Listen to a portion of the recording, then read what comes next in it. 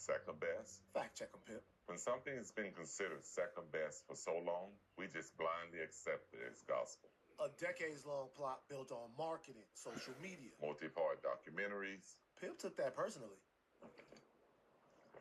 Yeah, I said it. Pip is a GOAT. It's Pib. Don't correct me.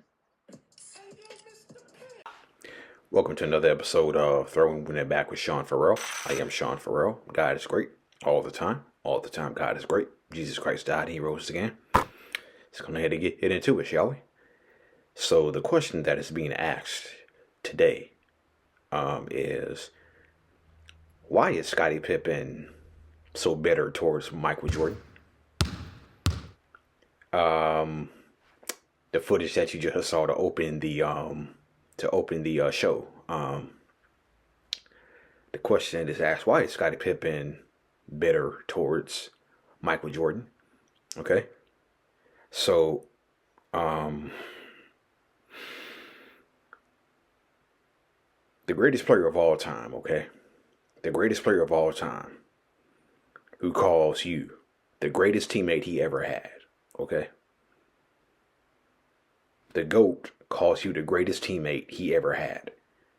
The GOAT says whenever they speak Michael Jordan, they should speak Scottie Pippen. And the GOAT says he's the greatest teammate I ever had. And this is how you repay him. And this is how you repay him. By being bitter towards Michael Jordan, okay? That's what everybody is thinking when they see this commercial. That's what everybody's thinking when they see this commercial, okay? Yeah, so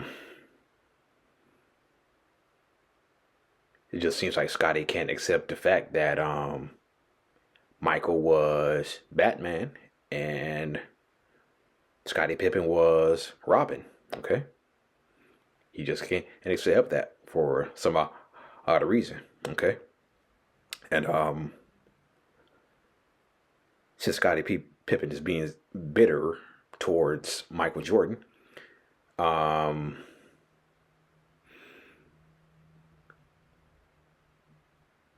there was a sequence during Game 3 of the 1991 NBA playoffs, okay?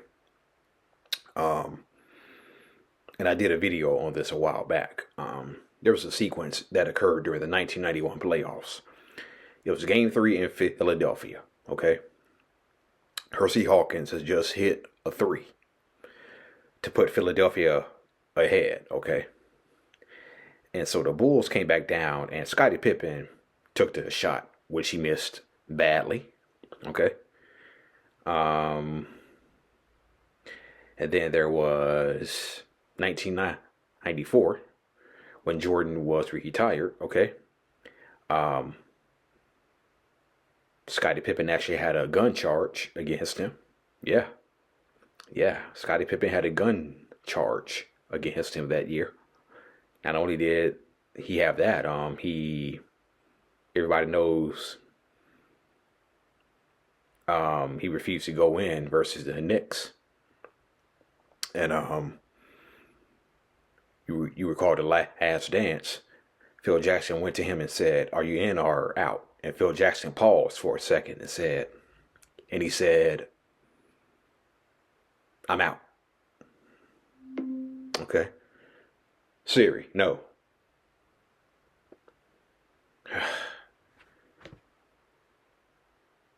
Kind of funny that Siri always pops up when you don't want it, right?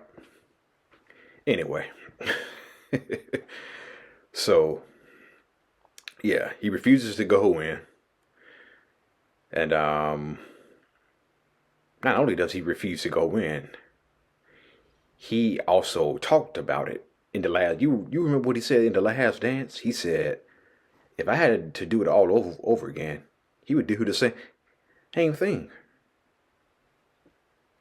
This guy said if he had to do it all over again, he would make the same decision to stay on the bench, okay? You remember the time he took the last shot in Phoenix during the finals rematch, okay? Scottie Pippen took the final shot against Phoenix in the finals rematch. What did what happened? He missed badly. Okay. Right? So yeah. So yeah. And then there was a contract squabble he was engaged in with Reinsdorf and Krause. Um and yeah, not only that, he this man also called Phil Jackson racist, okay? I know many of y'all probably don't remember that happened, but he called Phil Jackson racist, okay? This guy actually called Phil Jackson racist for giving Tony Kukoc the last shot and not Scottie Pippen the last shot, okay? Scottie Pippen claimed that was racist by Phil Jackson, okay? And so, yeah. And the interesting part about this is Michael hasn't came out and said anything. And you know Michael, private as he is, right? He's not going to say anything, okay? I think what's going to happen is this. He's going to just continue to let Scottie Pippen embarrass himself, okay? He's going to sit back, just continue to let Pippen embarrass himself. And, yeah. Michael Jordan is just going to sit back, laugh, and continue to let Scottie Pippen embarrass himself. And I just wonder what Phil Jackson's thinking. I wonder what Steve Kerr's thinking. Jud Buechler, Bill Wennington, Horace Grant, B.J. Armstrong. Okay? I wonder what all of them are thinking, okay? But yeah, the same guy, the GOAT, who says the greatest teammate I ever had, the guy who said whenever they speak Michael Jordan, they should speak Scottie Pippen, okay? The same guy who, when he won Finals MVP, he gave the car that came with the Finals MVP to you, okay? Michael Jordan gave the car to Scottie Pippen, okay? So he calls you the greatest teammate he ever had. Whenever they speak Jordan, they should speak Pippen. Gives you the car after the 1997 NBA Finals. And this is how you pay him. By being better. Make it make sense, y'all. Make it make sense. So the question is, why is Scottie Pippen better?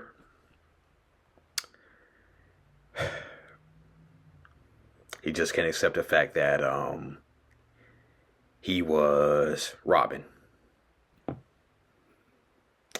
He just can't accept the fact that he was Robin. And MJ was always going to be Batman. Okay? MJ was always going to be Batman. Okay? And another point that it just popped into my head, okay? I was watching the 1996 Bulls Championship documentary, okay? And Phil Jackson said it at the beginning of the documentary. He said Michael and Scottie had been leaders with this team over the 90s, but when Michael came back, he said, hey, this is still Scottie's team. I'm figuring my way onto it. Okay? Yeah, as a matter of fact, let me hit that footage right now. Let me get that footage right now. Yeah, let me get that footage right now. Yeah, let me get that footage right now. Go for game.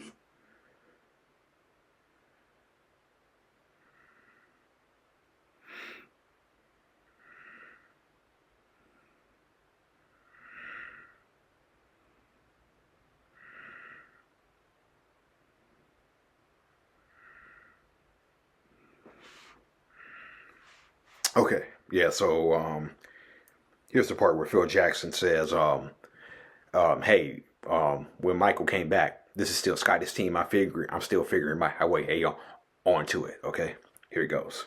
And now, your Chicago Bulls.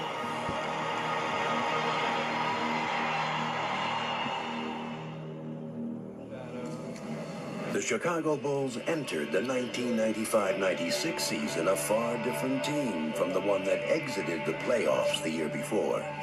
With Michael Jordan back for a full season, the Bulls' nucleus was restored.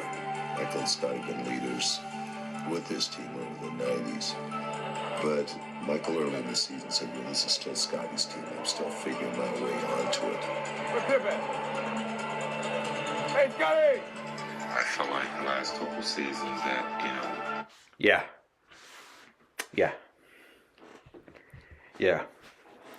You heard it straight here from Phil Jackson.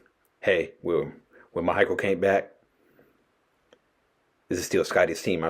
I'm just still figuring my way on to it. Okay? So, yeah.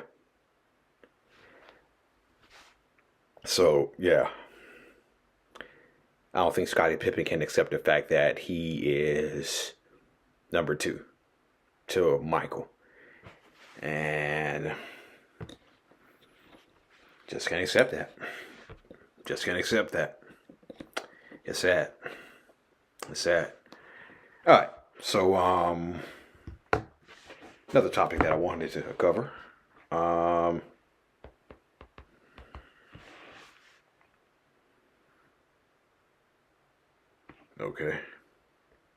Okay.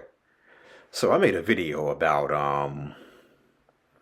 when the other day when Tyronn Lue spoke about some of the players in Washington when he played with Michael Jordan in his time in Washington. Tyronn Lue said guys weren't playing hard every night, okay?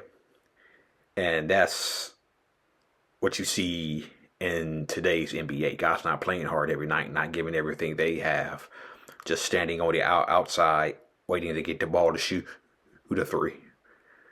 Not putting the work in, not being dedicated, not caring about the game, okay? And that's what Kobe Bryant calls accidental basketball. That's exactly what you see today, accidental basketball. Peter Piper picked a peck of pickled peppers, but he persistently missed packages. So he scheduled his deliveries from Amazon Business. Time out. I'm getting so sick. Man, I'm getting so sick. Look at this.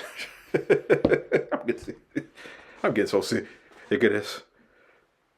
Damn. Anyway. Back to it, okay? Yeah, so Kobe Bryant calls it accidental basketball, okay?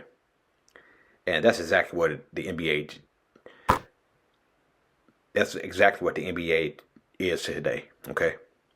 And as a matter of fact, I did mention this the previous video, okay? But I think the NBA stands for National Basketball and One League, okay? National Basketball and One League, okay?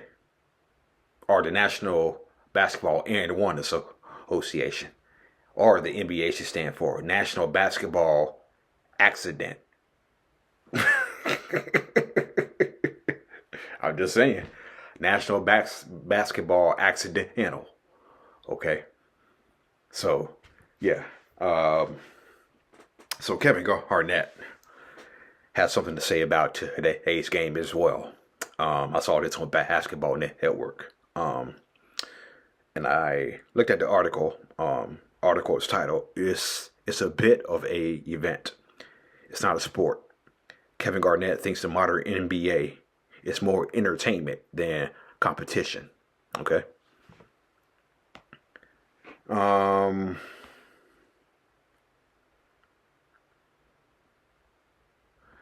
Yes. Okay. So the NBA is still premier basketball competition. Yeah, right. But nobody can question that it has become more than that. Sure, NBA teams and their players still play their hearts out in every game to get the win, but overall games resemble spectacles that seek to entertain the audience more than anything else. Former NBA champion and MVP Kevin Garnett understands this, especially after playing 21 seasons in the big league. At 6'11", a forward who excelled at both ends of the floor, Garnett was a sight to behold on the hardwood, whether it was scoring inside the paint, swatting shots, or intimidating foes with his smoldering intensity. Watching Garnett was undoubtedly worth the price of admission. The Hall of Famer, though, cautioned that being a player who fans pay their hard-earned money to see is well and good. NBA athletes must always remember to keep the main thing, basketball, the main thing. There's another part of the article that's titled, "You Have to Be a Showman." Okay? With players now enjoying more power than ever, they recognize that one of the best ways to enrich their brands is to be as personable and appealing as possible.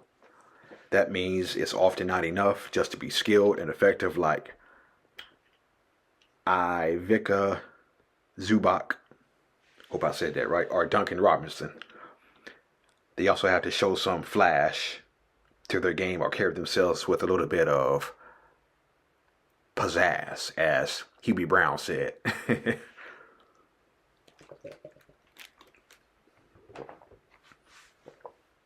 So, Kevin Garnett had this to say about today's game.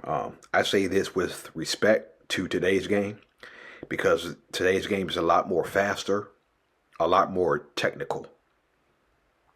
They exhaust dribbles a little bit too much. You know you can get right if you really want to. And it's a bit of showmanship. It's a bit of an event. Okay? Garnett continued. It's not a sport. I'm saying sport. We're on the ground. Sport. You know what I'm saying? It's, you know. So I'm seeing how they present it and what it used to be and what it is now to fit the palette to be able to watch, he added. Okay. The NBA has leaned more towards the offensive side of the ball in recent decades, while the game of the 1990s and early 2000s featured tight defense and highly competitive atmosphere. It wasn't often a pretty sight to watch. Well, I have something to say about that in a minute. In fact, the 2005 NBA Finals between the Spurs and the Pistons, only one team broke the 100-point barrier, and it happened just once. The Pistons scored 102 points in Game 4. Okay. This part of the article is called Balanced Style with Substance. Okay. Garnett reminded today's generation of hoopers to always balance the ability to entertain with the will to win. Something that can only be nurtured by putting in incredible work behind the scenes. And this is something that Magic Johnson said way back. Magic Johnson said, you definitely come to give them a show, if all possible, while you're playing. Okay? Yeah. You definitely come to give them a show, if all possible, while you're playing. So, Garnett also said this. You got to play with the edge, and you got to be in the gym. And if your celebrity is in front of your work, then that's a problem. Because a lot of this comes from you putting the work in. And the results from being on the court, and it starts to vibrate to other opportunities. I think we need more of that, at least in the work. I don't know if all our players are working at the same steam engine. I don't know if everybody's working at peak level. I watch workouts. I hate the walk back to grab it to go. I hate that. That's not game speed, he emphasized. Okay. The article concludes by saying, Garnett was the ultimate competitor during his glory days in the league. As intense as he was during actual games, he was borderline maniacal in every workout he participated in. He completely understood the hoops. That hoops always came first, and everything that came of it was just a cherry on the top. Okay. Yeah. So,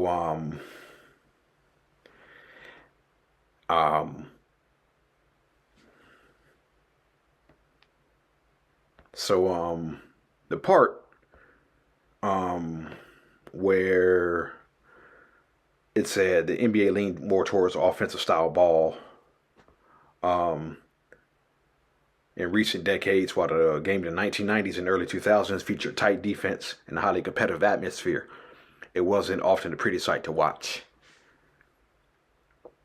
Probably wasn't, but that's what made the game great, okay? Resistance, okay?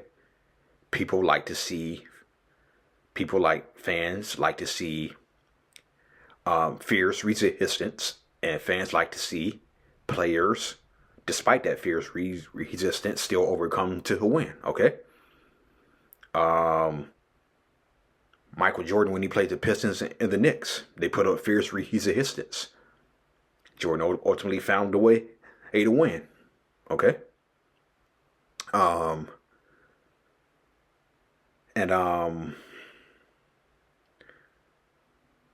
All the great teams, the Pistons, the Knicks, the Bulls, the Jazz, the Spurs, the Showtime Lakers, the Shaq Kobe Lakers, okay? Celtics,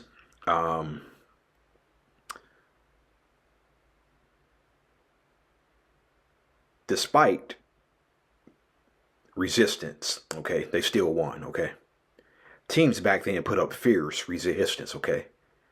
And it was competitive, while it probably wasn't pretty to watch, okay? While it probably wasn't pretty to watch, I don't think we cared that it wasn't pretty to watch, because I know for me, when I was watching, when I was younger, when I was watching the Knicks and Pacers battle it out, I really didn't care, okay? Because those games were competitive, they were close, they were physical, there were fights, okay? And that's what we like to see, okay? Fierce resistance, fights, and still finding a way to win. That was a whole. That's why Utah was so great, okay? That's why Utah was so great, despite the fact that they didn't win the championship, okay? Despite Utah did not win a championship, okay? Utah was great because Jerry Sloan emphasized one thing that you have to do when you play for the Utah Jazz. Jerry Sloan's moniker with the Utah Jazz was compete, compete, compete, compete, okay? That was Jerry Sloan's whole thing about the Utah Jazz. Compete. And if you didn't compete hard enough, you were sitting on the bench. Okay? You were sitting on the bench. And, yeah, so, I still prefer, I still prefer the old way. I think we need to bring back hand-checking.